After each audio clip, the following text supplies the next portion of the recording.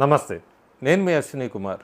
ప్రతిపక్ష నాయకుడు రాహుల్ గాంధీ అబద్ధాలకి అంతు పొంతు లేకుండా పోతోంది. ఆయన ఏం మాట్లాడుతున్నాడు, ఏం చెప్పాలనుకుంటున్నాడు, ఏం సందేశం ఇద్దాం అనుకుంటున్నాడు, లేకపోతే తాను ఒక గొప్ప లోకనాయకుడు అంటూ కూడా కాంగ్రెస్ నాయకులు చెప్తూ ఉంటారు, జననాయకుడు అంటూ ఉంటారు.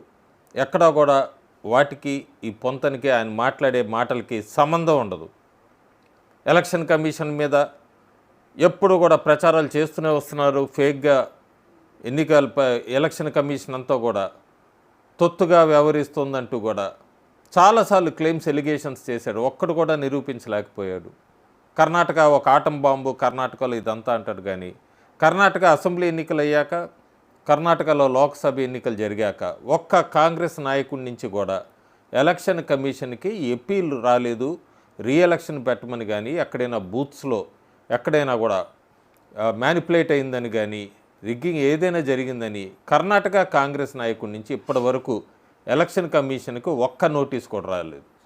ప్రజలకు తెలియదు అనుకుంటున్నారు. ఫ్యాక్ట్ చెక్స్కి వెళ్ళినా కూడా ఎలక్షన్ కమిషన్లో మనం చూస్తే ఎన్నికలు అయ్యాక కూడా అప్పీల్ చేయొచ్చు. అప్పీల్ చేశాక మళ్ళీ దాటి మీద డౌట్స్ క్లారిఫై చేసే పని ఎలక్షన్ కమిషన్. అసలు కర్ణాటక నుంచి ఇప్పటి వరకు ఒక్క అప్పీల్ కూడా రాలేదు ఎలక్షన్ కమిషన్కి. ఆయన ఇలా చెప్పుకుంటూనే వెళ్తుంటారు. ఈ మధ్య మనం చూసాం బీహార్లో కూడా ఈ కాంగ్రెస్ కూటమి నాయకులందరూ కూడా, తేజస్వి యాదవ్ అయితే పాట్నాలో అసలు నా పేరే తీసేసింది ఎలక్షన్ కమిషన్ అని ఒక దుష్ప్రచారం. ఇంకొక పక్క ఆమ్ ఆద్మీ పార్టీ వీళ్ళందరూ కూడా బీహార్లో ఒక కుక్కకి, డాగ్కి ఓటర్ ఐడి ఇచ్చారంటూ కూడా ఒక అబద్ధం. సో ఎవరికి వాళ్ళు వెస్ట్ బెంగాల్ మమతా బెనర్జీ వీళ్ళందరూ కూడా ఎలక్షన్ కమిషన్ని నెగిటివ్ చేయటానికి, డిఫేమ్ చేయటానికి అన్ని రకాలుగా ప్రయత్నిస్తున్నారు. అయినా కూడా ఎలక్షన్ కమిషన్ ఎక్కడికక్కడ వాళ్ళు అడిగిన సందేహాలన్నీ నివృత్తి చేసుకుంటూ ముందుకు వెళ్తూనే ఉంది. చాలా క్లియర్గా చెప్తుంది. రాహుల్ గాంధీని జూన్ 12వ తారీఖు రమ్మని మెయిల్ పెట్టారు. ఏమన్నా సందేహాలు ఉంటే వాళ్ళు మాట్లాడమని.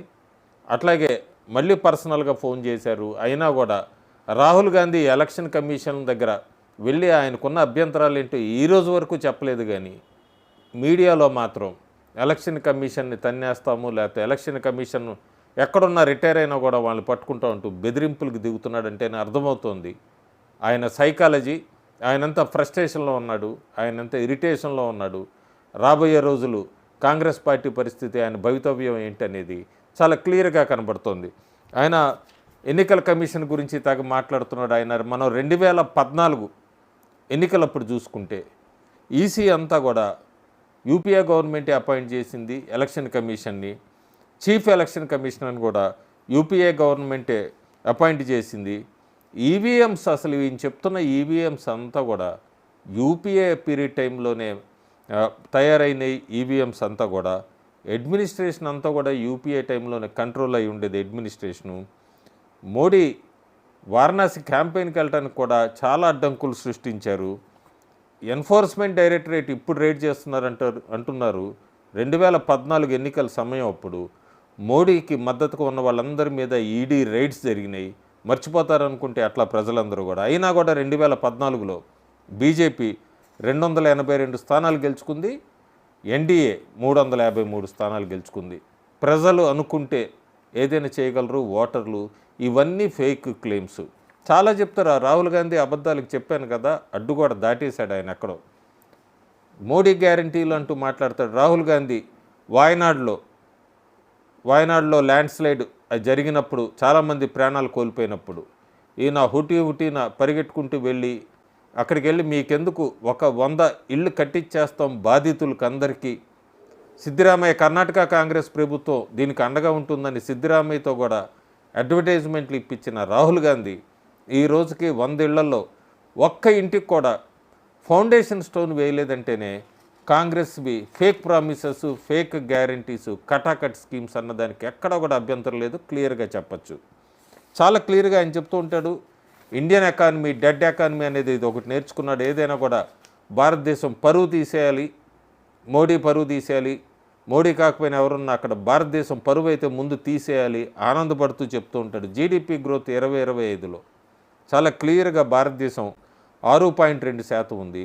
ఈయన చెప్తున్న ట్రంప్, అమెరికా అంతా కూడా 1.8% 2020 జీడిపి గ్రోత్. కానీ ఇండియన్ ఎకానమీ డెడ్ అంటూ ఉంటాడు. ఇంత డెడ్ అంటున్న వ్యక్తి 2019లో ఆయన ఎఫిడేవిట్లో క్లియర్గా చూడొచ్చు. 5 కోట్లు ఇన్వెస్ట్ చేశాడు మన స్టాక్ ఎక్స్చేంజ్లో. ఆ తర్వాత 8.32 కోట్లు కూడా ఇన్వెస్ట్ చేసినట్టుగా 2024 ఎఫిడేవిట్లో కనబడుతుంది క్లియర్గా. మరి ఇంత డెడ్ ఎకానమీ అంటే ఈయన భారతదేశానికి సంబంధించిన స్టాక్ ఎక్స్చేంజ్లో, స్టాక్ మార్కెట్లో ఈయన ఎందుకు ఇన్వెస్ట్ చేస్తాడు? ఇవన్నీ ఒక ఎత్తు. ఆయన శనివారం నాడు ఆయన కాంగ్రెస్ పార్టీ మీటింగ్లో ఆయన ఉద్దేశించి మాట్లాడినవైతే తీవ్రంగా ఖండించాల్సినవి, అభ్యంతరం కూడా. ఎందుకంటే చనిపోయిన వ్యక్తి గురించి, లేని వ్యక్తి గురించి అబద్ధపు ప్రచారాలు చేద్దాం అనుకుంటే మాత్రం అది తీవ్రంగా ఖండించాల్సిందే, అందరూ ముక్త కంఠంతో ఖండించాల్సిందే. అరుణ్ జైట్లీ గురించి మాట్లాడుతూ, అరుణ్ జైట్లీ ఫార్ములాస్ అప్పుడు నా దగ్గరకు వచ్చారు, నా దగ్గరకు వచ్చి ఫార్ములాస్కి నువ్వు మద్దతు ఇవ్వాలి లేదంటే అంటూ కూడా నన్ను భయపెట్టాలని చూశాడు అంటూ ఆయన చెప్పిన వ్యాఖ్యలు మనం క్లియర్గా చూసుకుంటే, ఫార్ములాస్ జూన్ 2020లో ఫార్ములాస్ని ఇంట్రడ్యూస్ చేసింది కేంద్ర ప్రభుత్వం. సెప్టెంబర్ 2020లో ఫార్ములాస్ పాస్ అయినాయి. అలాంటిది అరుణ్ జైట్లీ చనిపోయింది 2019 ఆగస్టులో. 2019లో చనిపోయిన వ్యక్తి గురించి ఈయన దగ్గరికి 2020లో వచ్చి ఈయన్ని థ్రెటన్ చేశారట అరుణ్ జైట్లీ. ఈయన సమాధానం కూడా, నువ్వు ఎవరితో మాట్లాడుతున్నావో తెలుసా అని ఒక చూపు చూశాను ఆయన వంక అంటూ రాహుల్ గాంధీ చెప్పడం, ఈ వ్యాఖ్యలు అందరూ ఖండించాల్సిందే. లేని వ్యక్తుల గురించి అబద్ధాలు మాట్లాడకూడదు. మోహన్ పారికర్జీ గురించి కూడా ఈయన అప్పుడు ఆ సమయంలో ఇలాగే లైస్ అంతు లేకుండా ఇట్లాగే మాట్లాడారు. అందుకే భారత ప్రజలందరూ కూడా చేదరించుకుంటున్నారు. ఇలాంటి వ్యాఖ్యలు కనుక చేసుకుంటే ఇంకా డౌన్ఫాల్. ఆల్రెడీ ఉత్తరాఖండ్ పంచాయతీ ఎన్నికల్లో చూసాం మనం, బీజేపీ స్వీప్ చేసింది. ఈసారి నార్త్, ఈస్ట్, వెస్ట్ కాదు, సౌత్ కూడా ప్రజలు బీజేపీ వైపు చూస్తున్నారు.